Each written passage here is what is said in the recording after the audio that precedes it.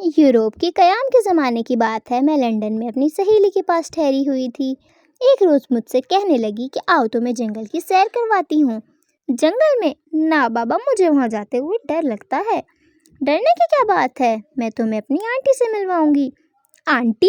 میں نے حیرت سے پوچھا۔ ہاں، وہ جنگل میں رہتی ہیں۔ تو کیا وہ اکیلی جنگل میں رہتی ہیں؟ کچھ لوگ اور بھی ہیں، مگر وہاں بہت کم گھر ہیں۔ اچھا، میں بے دلی سے اس کے ساتھ اپنی سہیلی کی آنٹی گریس سے ملنے چلی گئی تھی۔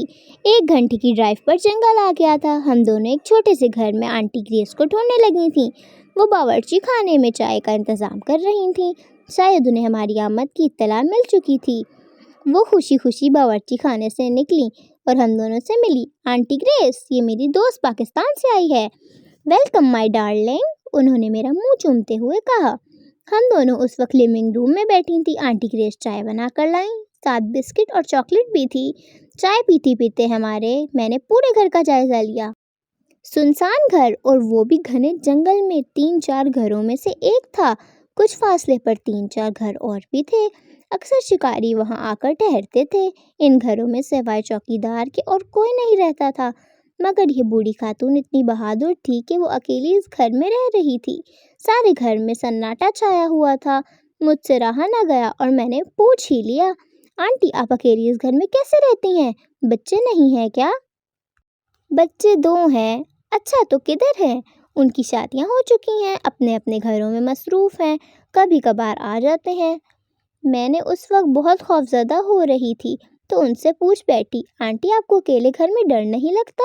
میرا مطلب یہ کہ شہر میں گھر ہوتا ہے تو اکیلی رہنے میں کوئی گھبراہٹ نہیں ہوتی، مگر یوں اکیلی رہنا تو بہت مشکل ہے۔ میں اکیلی تو نہیں رہتی، بہت سے لوگ میرے ساتھ رہتے ہیں۔ چائے پینے کے بعد وہ ہمیں برآمدے میں لے گئیں۔ کمرے سے ایک سیٹی اٹھائی اور سیٹی بجانا شروع کر دی۔ چند ہی لمحے گزرے ہوں گے کہ سارے پرندے آ کر کندھوں پہ بیٹھ گئے۔ رنگ برنگے کبوتر پرندے تھے۔ وہ مسکرائیں اور بتانے لگیں، یہ میرے ساتھی ہیں، میرے ساتھ کھانا کھاتے ہیں، میں ان سے باتیں کرتی ہوں۔ دیکھا، ڈھیر سارے بچے ہیں۔ وہ ایک پرندے کے منہ چومتی ہیں اور بتا رہی تھیں۔ میں حیرانی سے آنٹی گریس کو دیکھ رہی تھی، جو ان پرندوں کے ساتھ خوش و خرم رہتی تھیں۔ نہ صرف پرندے میرے بچے ہیں، بلکہ 2 بلی اور کتے بھی ہیں۔ میں پریشان ہو گئی تھی، پوچھ ہی نہ سکی تھی کہ اس گھنے جنگل میں اکیلی رہنا، وہ بھی ایک بوڑھی خاتون کا۔ یہ بات میرے لیے بہت حیران کن تھی۔ صرف پرندوں کو اپنی اولاد بنایا ہوا تھا۔ آنٹی گریس نے 2 بلیوں کو بلایا، وہ چپ چاپ آ کر بیٹھ گئیں۔ کتے اس وقت کہیں گھوم رہے تھے۔ آنٹی، یہ جانور یعنی کتے اور بلیاں آپس میں لڑتے نہیں کیا؟ میری بات کا جواب دیتے ہوئے بتانے لگیں، پہلے تو ان کی بہت لڑائی ہوتی تھی، مگر میں نے ان کی تربیت کرنے میں بڑی محنت کی۔ اب اتنے مہذوب اور تمیزدار ہو گئے ہیں کہ جون ہی لڑنے لگتے ہیں کہ کوشش کرتے ہیں تو میرا اشارہ پاتے ہی خاموشی سے اپنی اپنی جگہوں پر بیٹھ جاتے ہیں۔ مجھے تو رہ کر خیال آ رہا تھا کہ ایک انسان کی تربیت میں خاصا وقت درکار ہوتا ہے، مگر ان سے جانوروں اور پرندوں کی تربیت بھی کی ہوئی ہے۔ اس بہادر خاتون نے اپنی تنہائی کا حل ڈھونڈ لیا تھا۔ وہ پرندوں، بلیوں اور کتوں کے ساتھ بہت خوش تھی، اور ایک ہم جو انسانوں کے ساتھ خوش نہیں رہ سکتے۔